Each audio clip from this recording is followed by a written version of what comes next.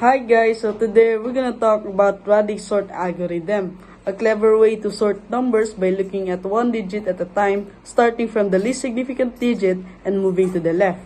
Instead of comparing whole numbers, Radix sort groups and sorts elements based on each digit's values, making it super efficient for fixed length numeric data like IDs or phone numbers. It uses a stable sorting method like counting sort on each digit place, gradually turning a jumbled list into a perfectly ordered one. First, let's talk about its background. Good day! Today, we explore the Radix sort algorithm, a linear sorting method invented by Hermann Hollerith in 1890 for tabulating machines. From each punch card origins to modern application, Radix sort remains vital in fields like business analytics, network routing, and bioinformatics. Its efficiency in handling large structured datasets makes it a cornerstone in a sorting technology. And let's dive deeper. Radix sorts processes elements digit by digit, distributing them into buckets. There are two key variations. First is LSD Radix sort. It sorts from rightmost least significant digit to the left. And second is MSD Radix sort. It sorts from leftmost most significant digit to the right. And both methods rely on stable sorting, for example, counting sort, to preserve order. So, mo din ang example sa LSD Radix sort and MSD Radix sort. So, mag-start ta sa LSD Radix sort. So, di- sa LSD kay mag-start ta sa last digit sa number. So, diri ta mag-start. Diri ah. So, isort ta ning first ay sa isort ta ning last digit sa ng mga numbers. So, mo ni siya. Kaning 6 mapadulong niya siya sa mid, nya kaning 2 padung sa top, yung 7 kaysa baba kay siya may pinaka nako. Tapos dili na punta sa second digit sa number. So kaning 0 gamay mo man pinaka gamay no. So dili siya sa pinaka una. Then kaning 2 dili sa middle. So ang 7 iwit gyud na siya kay gamay nako man.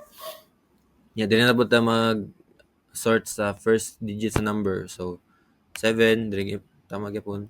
Una gyapon na siya niya. So sunod kaning 1 sa baba. So kaning 072 sa mid. So mo ni siya ang final nga ang mo ni siya ang nakaning na sort na siya. Ni siya. So diri na punta sa MSD Radix sort no. So if ang LSD mag-start siya sa last digit, so ang MSD kay kabaliktaran sa LSD, so ang MSD kay sa first digit siya mag-start. So diri ta mag-start kanyang element. So sa first digit siya mag-start no. Mas dako man ang 1 sa 0, so matik diri na sa baba. So kaning sa middle nga 0, kay din siya sa pinakauna, then ang ikaduha sa mid. So din na po sa second digit. So since naman kaning duha ka digit diri nga 26, namin nakabutang diri nga no need to examine. So matik na siya nga kaning 126 diri na siya nakabutang. So kanin lang duha ka element atong i-sort. So since mas ako man ng 7 sa 0, din siya sa mid. So ang 0 pinakauna.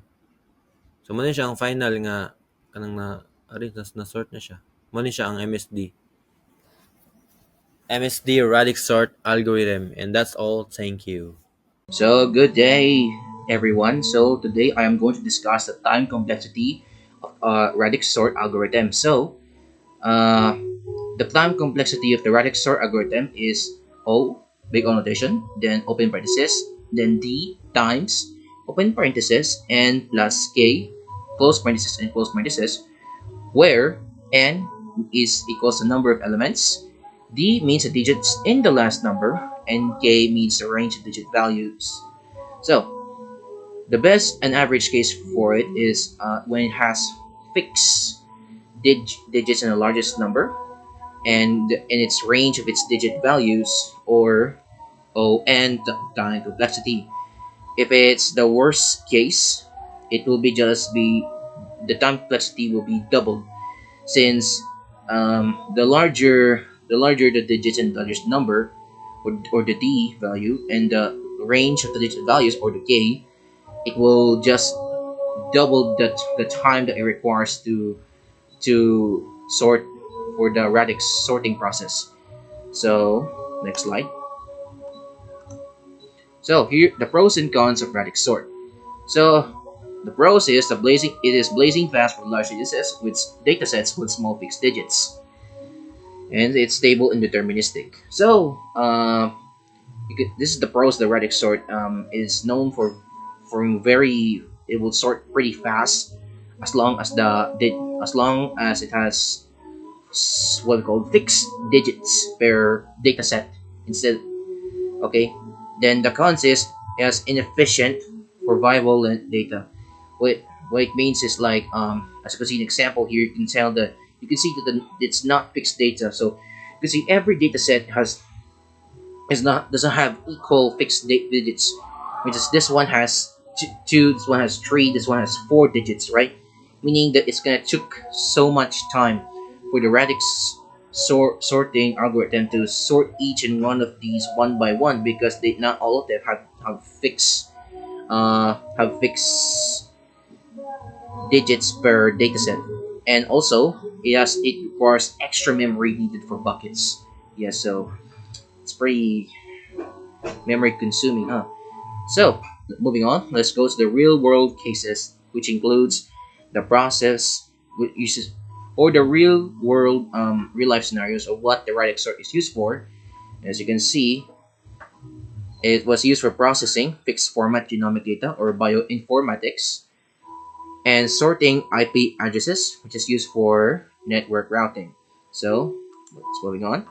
So what you're seeing here is the complexity graph between the Radix sort and quicksort. And as you can see, the orange line, which is the quicksort, has higher line. It means it took more time to do its own sorting process for the quicksort, while the Radix sort only takes few time to do it. But as you can see, as the larger the input size for these both sort, the Radix sort just does its sorting process pretty fast. But if you compare to the quick sort, it took it much more longer time, we presume.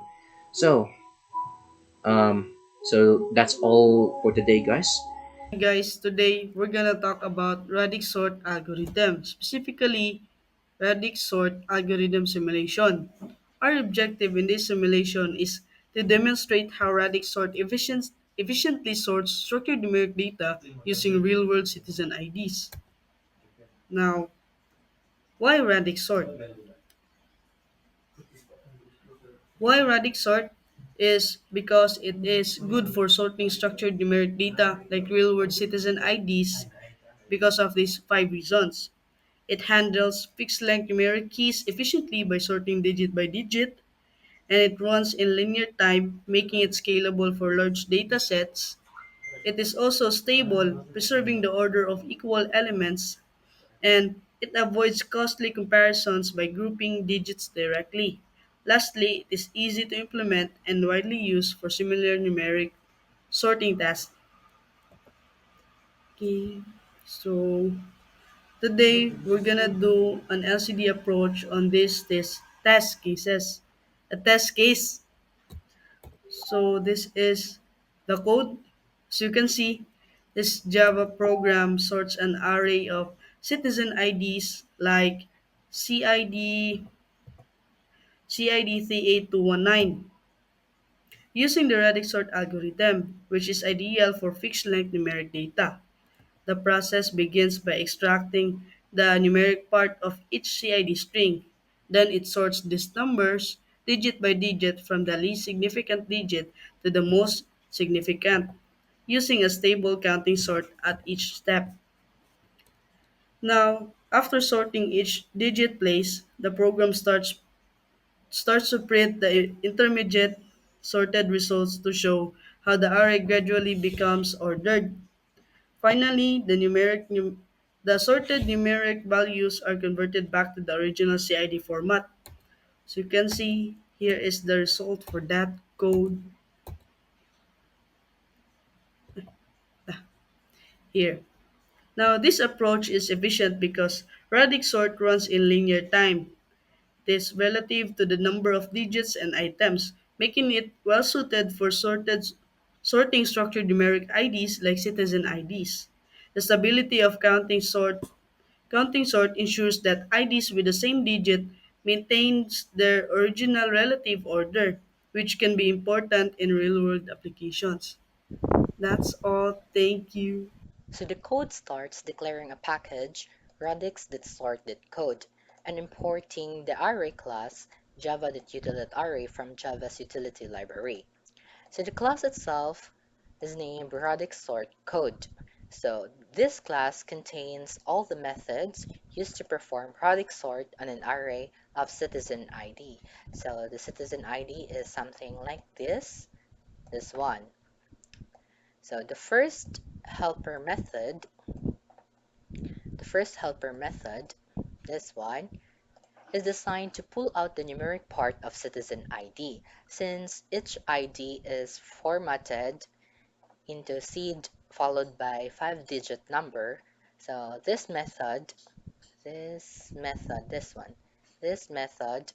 is used to convert the remaining digits to an integer using the integer parse int.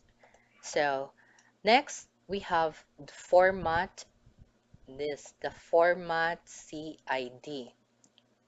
So now we have the format CID method, which is does the opposite. So it does the opposite. It takes the numbers like 4521 and converts it back into the string CID. So CID 04521, and it converts it back into string like like shown below the sample citizen ID string. So this keeps all the ID properly formatted with leading zeros. So this one keeps it into properly formatted. Now, the core logic happens here. So the core logic, radix sort this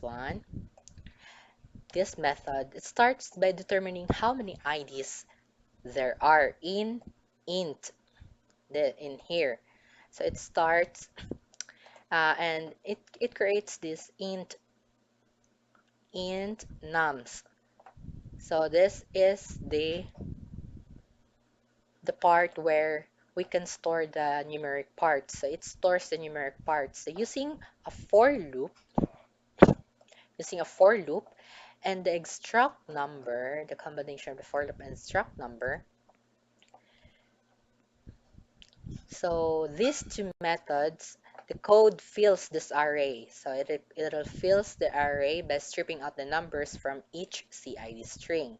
So after conversion, the program identifies the maximum number in the array using this method. So this tells us how many digits we need to process in Radix sort. The actual sorting is done in multiple passes, one digit at a time, starting from the least significant digit, or the ones in place, to the most significant. So this is controlled by a for loop.